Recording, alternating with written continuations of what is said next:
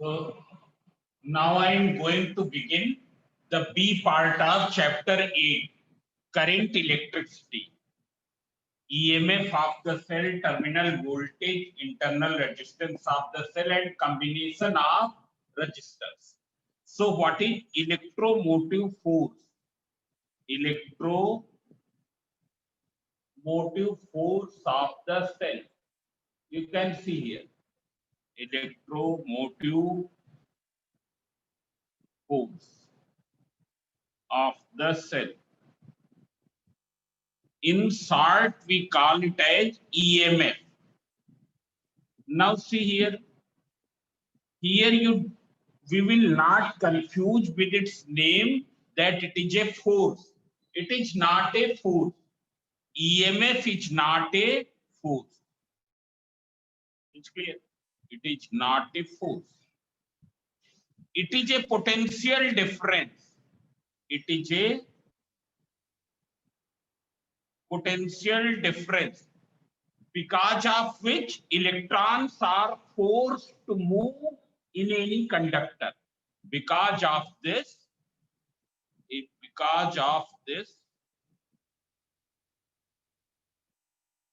electrons are forced to move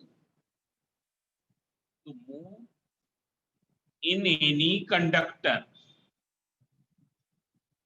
In any conductor, there is a large number of free electrons. There is a very large number of free electrons. And these free electrons are moving in a definite direction because of the potential difference. I am showing you here from one diagram. Suppose this is any conductor. As long as there is no difference of potential at the end, means if at the end A and end B both are at same potential. Here there are the free electrons are present within it, but they will not move. They will not move in any definite direction. They will move, but they will move randomly, not in any definite direction. They are moving randomly here and there inside the conductor because of the thermal energy of the conductor. One electron is moving in this direction, other electron is moving in this direction, means they are moving in the Heffjard manner. They are moving in the Heffjard manner, that is random manner. And when they will move in the random manner, what will happen? Electrons will not produce any current because we know current is produced by the flowing charges. Current is produced by the flowing charges, and electron carries a charge. How much charge is carried by the electron? That we know. It carries a negative charge of 1.6 into 10 to the power minus 19 coulomb. So as long as there is no potential difference, there is no difference of potentials, what will happen? Electrons are moving in this way randomly because of the heat energy of the conductor, and therefore current produced by one electron will be neutralized by the other electron. But if you produce a potential difference, suppose this end is at 10 volt, volt is the unit of potential difference. Volt is the unit of potential difference. And what is EMF? EMF is a potential difference. This is 10 volt and this is 7 volt. What will happen? Electrons will start moving. They will move in what direction? Electron always moves from low potential to the high potential. Electrons will move from this direction to this direction. All the free electrons will start moving from B to A. They will start moving in a definite direction. And when they will start moving in a definite direction, what will be? Current will be produced. Current will be produced. As long as they were moving randomly in this way, in the absence of any potential difference, there was no current. Why? Because the current produced by one electron was neutralized by the other electron. Okay. So when we have created a potential difference, electrons will start moving from low potential to high potential. Electron moves from electron that is negative charge. And here I am talking about the free electrons. Bound electrons cannot move because they are present in the cells. They are present in the cells, in the K cell or in the L cell.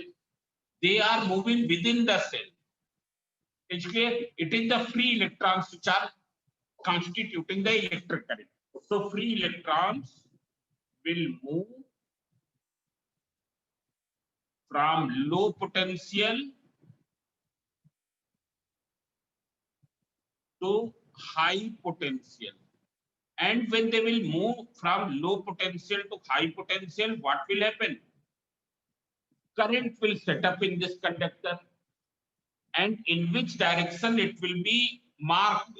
So it will be marked in this direction. It will flow in this direction, which we call as the conventional direction of current. Conventional direction of current. It's clear. While this direction, it is the direction of electronic current. Direction of electronic current. It's clear. Now you can see here, this direction is marked in the circuit diagram in which the positive charges are flowing. Positive charging, if electrons are flowing from B to A, positive ions will move from A to B. But as we know that in conductors, positive ions cannot move. Why? Because they are tightly bounded with one another. So see here, electromotive force, it is a potential difference. Why we have named here it as a force? Because this potential difference is forcing to the free electrons. It is forcing to the free electrons in a conductor to move in a definite direction. And what is that definite direction? From low potential to the high potential. From low potential to the high potential. Means in any conductor, we can maintain a constant flow of current by maintaining the potential difference. Means suppose if for 15 minutes, for 20 minutes, potential difference remains 3 volt. Potential difference remains 3 volt. Current will be constant. There will be a constant current. There will be a constant current. As long as we maintain the potential difference, a constant potential difference, current will also remain constant. But when it will become from 3 volt to the 2 volt, suppose the potential difference reduces, current will also be reduced. It is clear. Means a constant current can be maintained by the flow of, by the potential difference. Now, how will you maintain this potential difference? So, potential difference can be maintained by using the electric cell. In our course, there is the electrochemical cells. Electrochemical cells. What are electrochemical cells? Which produces electric current at the expense of chemical energy. Producing electric current at expense of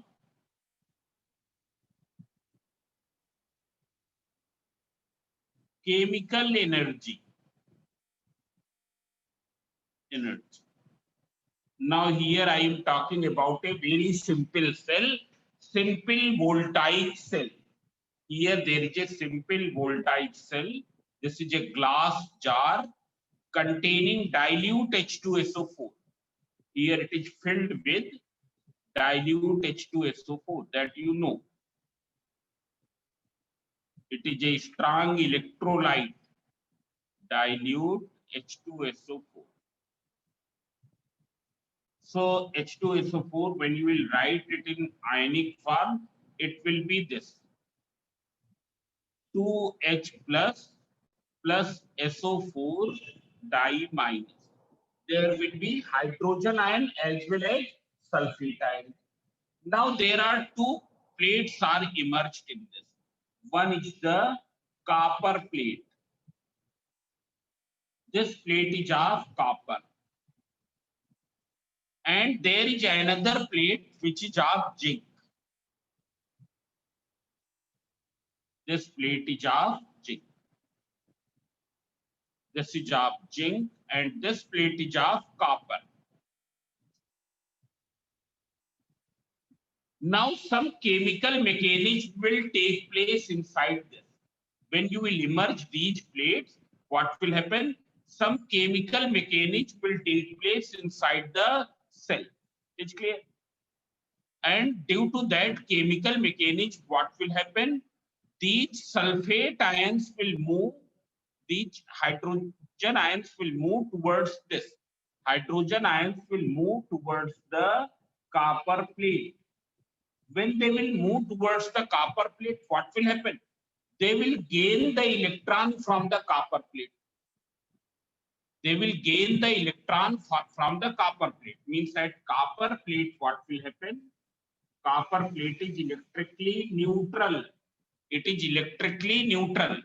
But now what will happen? It will give some electrons to the hydrogen. It will give some electron to the hydrogen. This nascent hydrogen atom will be formed. This hydrogen ion will be discharged at the copper plate by accepting the electron from the copper plate. Means the copper plate is supplying electron to this ion. When two hydrogen ions will be formed, hydrogen atoms will form, hydrogen gas will be liberated. It will be liberated near to the copper plate. It's clear? Now see here, since the copper plate is losing the electrons, therefore what will happen? It will become positively charged. Here it will become positively charged. Means its electric potential will become higher than the electric potential of copper plate. Electric potential of copper electrolyte. Its electric potential will become higher than the electric potential of electrolyte, which is H2SO4. What will happen to the zinc plate? At the zinc plate, these sulfate ions will move. These ions will move towards the zinc. When they will move towards the zinc plate, what will happen? They will give their electrons, excess electrons to the zinc. They will supply their excess electrons to the zinc. It's clear? And when it is supplying electrons to the zinc plate will become negatively charged. It will become negatively charged. It's clear? Means this is positive and this is negative. This plate will become positively charged and this plate will become negatively charged. Its potential will become less than the potential of dilute H2SO4.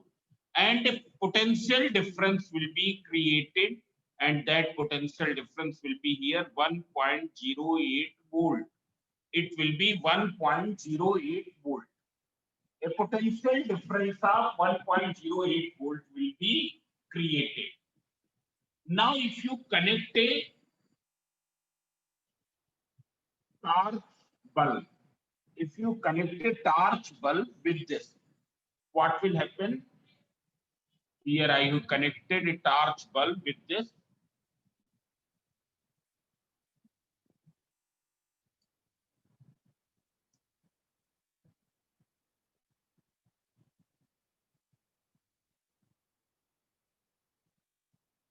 It will start glowing. It will start providing the light. It's clear. It will start glowing. It's clear. Now, when you will connect the torch bulb here, what will happen? The supply of the flow of electrons will be maintained. Flow of electrons will be maintained. electrons will start flowing from here to here. It's clear, because this plate is having negative charge, means it is having excess of electron. Here it is positively charged, therefore it is having a deficit of electrons. So electrons will start moving from this way to this way. It's clear. And as soon as electrons will move from here to here, its negative charge will become less. Its positive charge will also become less. Why it will become less? Because when these electrons will reach here, they will neutralize to some amount of positive charge. And when negative charge and positive charge will become less, this potential will also decrease. This potential will also decrease. But as long as this is having the enough number of hydrogen and sulfate ions, as long as this electrolyte is having a enough concentration of hydrogen and sulfate ion, chemical mechanism will continue.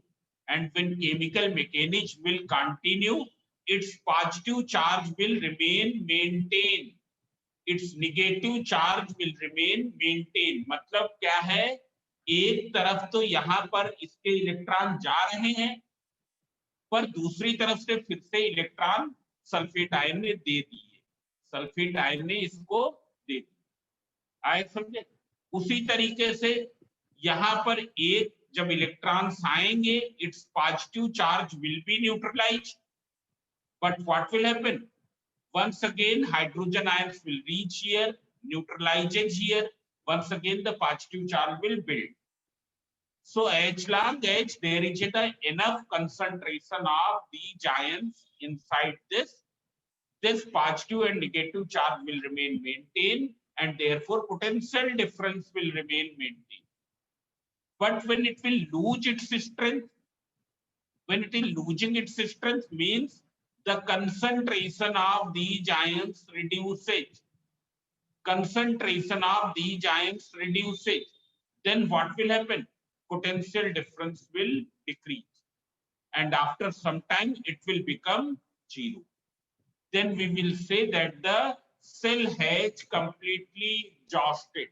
Cell has completely exhausted. It's clear? So what is cell?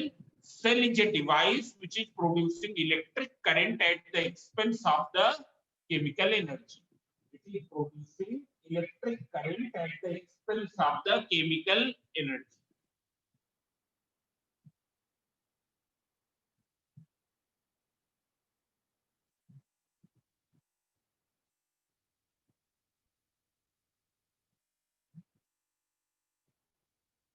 Now all of you fill the form for attendance. I will send the link, so you fill that. It's clear. Now see here, what is definition of electromotive force? Electromotive, it is electrochemical cell.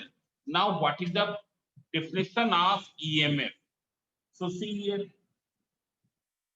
EMF, its symbol is capital E. We denote it by capital E. It's clear. What is its definition? It is the potential difference.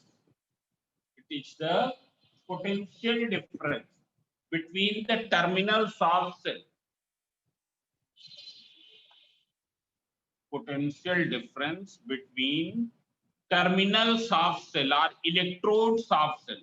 One terminal is of copper and other is of zinc. It's clear. Terminals of cell are electrodes between terminals of cell. When no current is drawn from it, no current is drawn from it,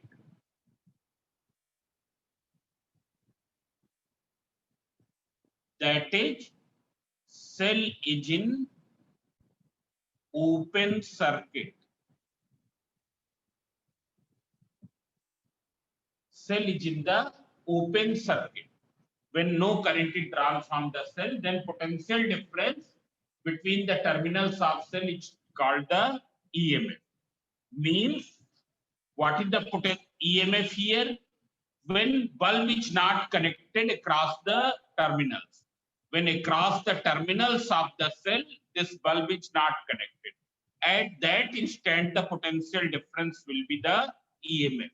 At that instant, potential difference will be EMF. This is the qualitative definition of potential EMF. What is the quantitative definition? What is the numerical definition?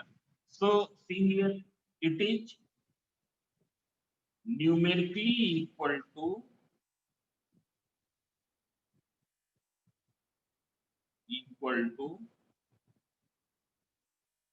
amount of work done or energy spent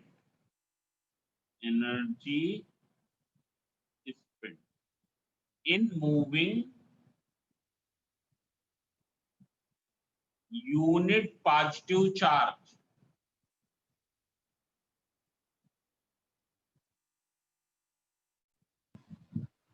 in moving unit positive charge. Unit positive charge means charge of 1 coulomb. Charge of 1 coulomb. In moving unit positive charge around the cell. Around the cell. That is from positive terminal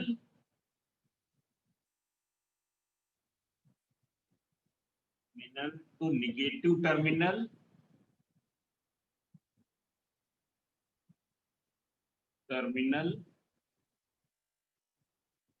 outside cell and negative terminal to positive terminal.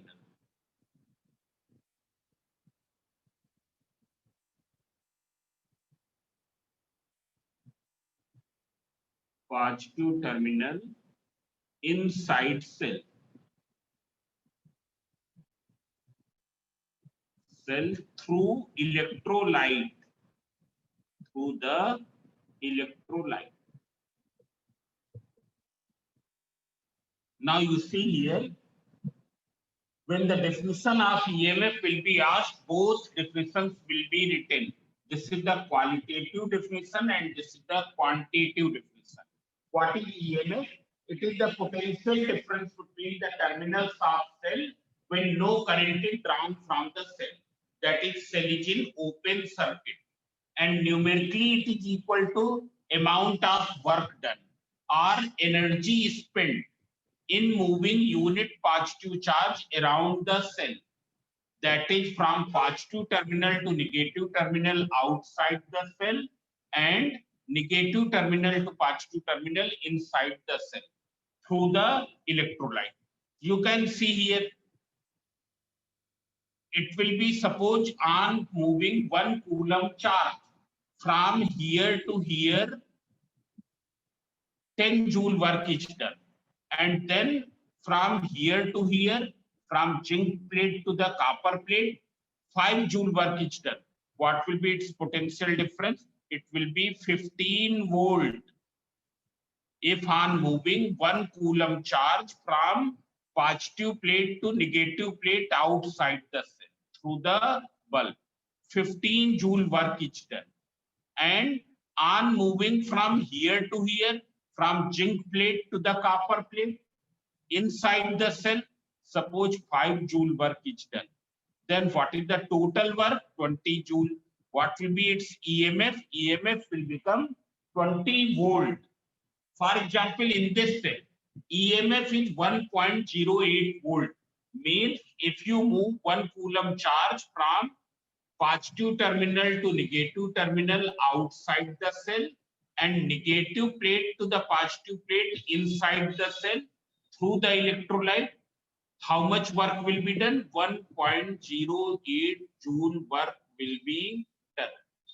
1.08 joule work will be done. This is called the EMF of the cell. It's clear? This we call it the EMF of the cell. Now see here, you can see in your book. First you see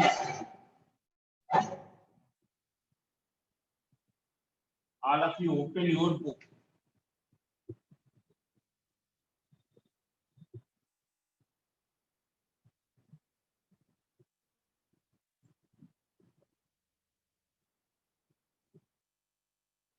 Here I have written, here I have told,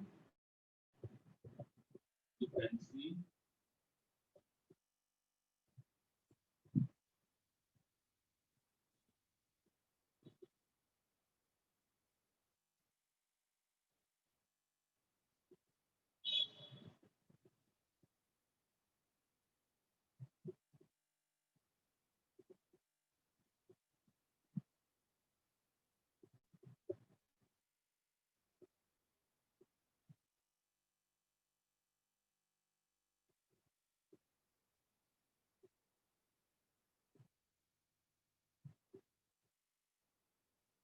Yes.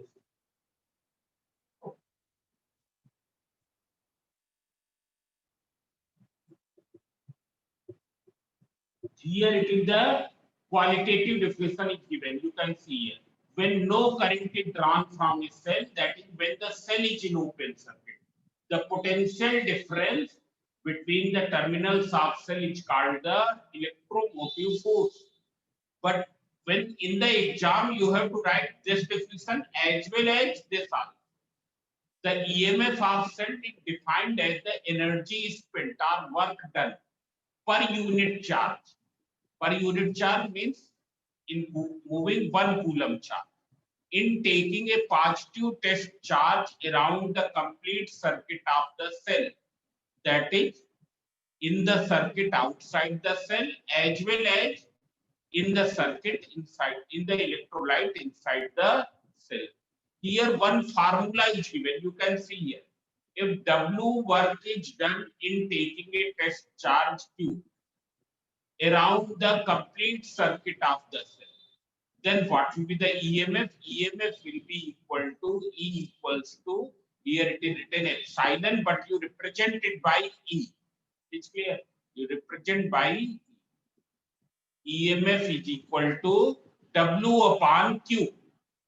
It's clear. What is the unit of W? Who can tell?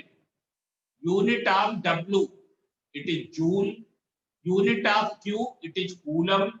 Joule per coulomb. And as we know, joule per coulomb means volt. Joule per coulomb is equal to the volt. Now, what is the symbol of the cell? So you can see here. This is the symbol of the cell. It's clear. Here, this bigger line representing to the positive plate. I am showing here. This bigger line is representing to the positive plate, and the smaller line is representing to the negative plate. You can see this line. This is the positive plate, and this is the negative plate. Bigger line is positive plate, and the smaller line is the negative plate of the cell. It's clear. So about EMF, I have told you. Now after this, you can see here, there are some factors on which EMF depend. You can see here. Factors affecting the EMF of the cell. So EMF of the cell depends upon the material of the electrode. For example, have you seen the dry cells which are used in the watches? In the clocks, we use the dry cell. This type of cell, you must have seen these cells. Here I am making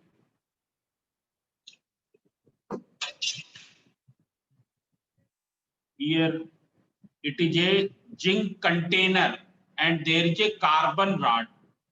This is a carbon rod over which there is a brass cap. This is the brass cap, you can see now. And it is filled here, electrolyte is the paste of NH4Cl. Here paste of NH4Cl is filled with this. This is NH4Cl. So what is its EMF? its EMF is 1.5 volt. It's clear. So what are the factors on which the EMF depend? So you can see from here. It depends upon the material of the electrode.